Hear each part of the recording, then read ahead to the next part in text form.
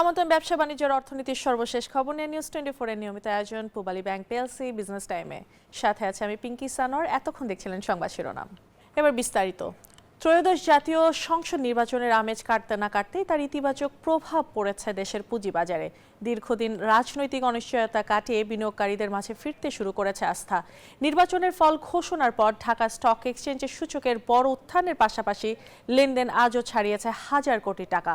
মৌলভিত্তিক সম্পন্ন কোম্পানিগুলোর প্রতি আগ্রহ বেশি দেখা যাচ্ছে সাধারণ বিনিয়োগকারীদের।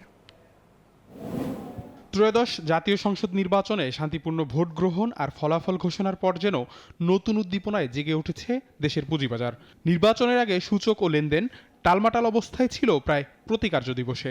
কোনোদিন ইতিবাচক ধারায় থাকলে পরে আবার নেতিবাচক হতো, কিন্তু ভোটের পর পাল্টে গেছে সেই চিত্র। সপ্তাহের দ্বিতীয় কার্যদিবসে ঢাকা স্টক এক্সচেঞ্জের সূচক কিছুটা কমলেও লেনদেন হয়েছে 1,000 কোটি টাকার বেশি।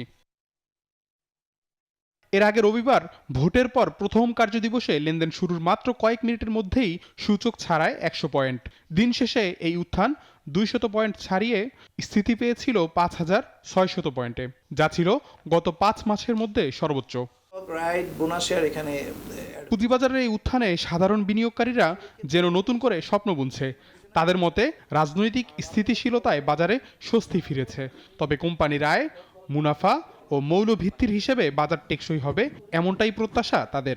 বাংলাদেশ ব্যাংকের সাথে আমাদের অর্থ মন্ত্রণালয়ের সাথে প্লাস সিকিউরিটি কমিশন এবং ডিএসসির সাথে যে সমন্বয়হীনতার অভাব, এটা দীর্ঘদিন আমরা বিনিয়োগকারী বলে আসছি, এটাকে এক জায়গায় নিয়ে আসতে হবে। নতুন সরকার, নতুন প্রধানমন্ত্রী, নতুন জনগণ যেটা পুঁজি হারানোর যে সংখ্যাটা ছিল, সেটা নতুন সরকারের আশাতে সেটা মানুষের মধ্যে একটা কনফিডেন্স আসছে। বাজার সংশ্লিষ্টরা বলছেন রাজনৈতিক ও অর্থনৈতিক অনিশ্চয়তা কেটে যাওয়ার স্বস্তি থেকেই এই বড় উত্থান।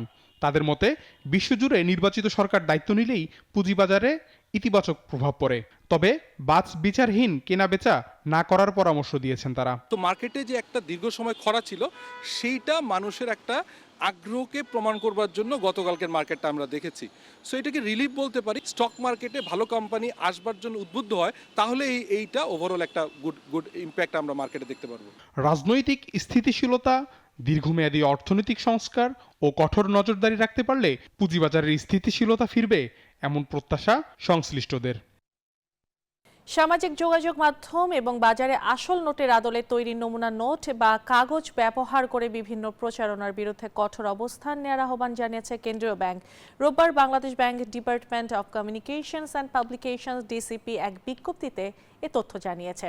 এতে বলা হয়, এই ধরনের কর্মকাণ্ড আইনগত দণ্ডনীয় অপরাধ এবং এর ফলে বাজারে জাল নোটের ঝুঁকি বাড়ছে। উক্ত ব্যক্তি বা প্রতিষ্ঠানের বিরুদ্ধে আইনানুগ ব্যবস্থা গ্রহণ করা হবে। এ পরিস্থিতিতে জনসাধারণকে জাল নোট প্রচলন প্রতিরোধ আরও সতর্কতা অবলম্বনের আহ্বান জানানো হয়েছে। রমজানের আগেই দেশের বিভিন্ন জায়গায় বাড়তে শুরু করেছে নিত্যপণ্যের মূল্য। চড়া দামে বিক্রি হচ্ছে লেবু, কাঁচামরিচ, বেগুন সহ বিভিন্ন সবজি। তবে ছোলা, ডাল সহ অন্যান্য নিত্যপণ্যের দাম পাইকারিতে নিম্নমুখী হলেও খুচরাতে নেই তেমন কোনো প্রভাব। বেড়েছে মাছ মাংসের দামও। আসন্ন রমজান মাস সামনে রেখে দেশের বাজারে নিত্যপণ্যের দামে অস্থিরতা সৃষ্টি হয়েছে। কোথাও কোথাও সরবরাহ কমার অজুহাতে বেড়েছে অধিকাংশ সবজির দাম। চট্টগ্রামের বাজারে লেবু, কাঁচামরিচ, বেগুন সহ বেড়েছে অন্যান্য কাঁচা সবজির মূল্য। 50 থেকে 70 টাকায় বিক্রি হচ্ছে লেবু, কাঁচামরিচ 140 থেকে 150 টাকা দরে। পাতি দাম দেখা গেছে পেঁয়াজ, রসুন সহ অন্যান্য মশলার। ছোলা ও ডাল জাতীয় পণ্যের দামে স্বস্তি থাকলেও মাংসের বাজার পুরোই গরম। ব্রয়লার মুরগি কেজিতে 190, গরুর মাংস বিক্রি হচ্ছে 900 থেকে 950 টাকায়। মাছের বাজারেও অস্থিরতা। নিত্যপণ্যের লাগামহীন এ দামে অস্বস্তিতে ক্রেতা। তারা বলছেন, নজরদারির অভাবে ইচ্ছামতো দাম বাড়াচ্ছেন ব্যবসায়ীরা। যারা অল্প আয়ের মানুষ, ওদের জন্য লেবু কেনাটা খুব কষ্ট করে দাঁড়াবে, কারণ 1 ডজন লেবুর দাম 300 টাকা যাচ্ছে। যারা গরিব দুঃখী মেহনতি মানুষ আছে, ওই যে খেটে পড়া রিক্সাওয়ালা, আমাদের দিনমজুর, এদের জন্য অবশ্যই উচিত যে রমজান উপলক্ষে যেগুলো ভোগ্যপণ্য সচরাচর আমরা যেটা বেশি প্রয়োজন, এগুলো সহনীয় পর্যায়ে রাখার জন্য। দাম নিয়ে ক্রেতাদের মাঝে হতাশা বিরাজ করলেও বিক্রেতারা দিচ্ছেন নানা অজুহাত। যে গাছের মাঝে 50টা লেবু পাইবে, ওই গাছের মাঝে 2টা 3টা পায়। এগুলা বর্ষা ছাড়া লেবুর কোনো সিজন থাকে না। এদিকে রমজানে বাজার সহনীয় রাখতে ভোক্তা অধিকার সংরক্ষণ অধিদপ্তরের কর্মকর্তারা শুরু করেছেন বাজার মনিটরিং। যেন পণ্য সরবরাহ ঠিক থাকে এবং বাজারের মূল্য যেন সহনীয় থাকে এবং অস্বাভাবিকভাবে যেন বৃদ্ধি না পায়, এই জন্যই আসলে আমাদের তদারকি। এদিকে রাজশাহীর বাজারেও দেখা গেছে একই অবস্থা। রমজান উপলক্ষে খেজুর বিক্রি হচ্ছে 300 থেকে 500 টাকায়। দাম বেড়েছে কাঁচামরিচ, পেঁয়াজ, লেবু, আদা সহ অন্যান্য পণ্যের। খেজুরের দাম তো 1200 টাকা, 1400 টাকা কেজি, 1800 টাকা কেজি। অত দাম হলে মানুষ কিনে খেতে পারবে? কম ছিল, এখন অনেক বেড়ে গেছে। সাধারণ মানুষের প্রত্যাশা শুধু লোক দেখানো অভিযান নয়, বাজার নিয়ন্ত্রণে কার্যকর ব্যবস্থা নেবেন সংশ্লিষ্টরা। Desk report, news 24।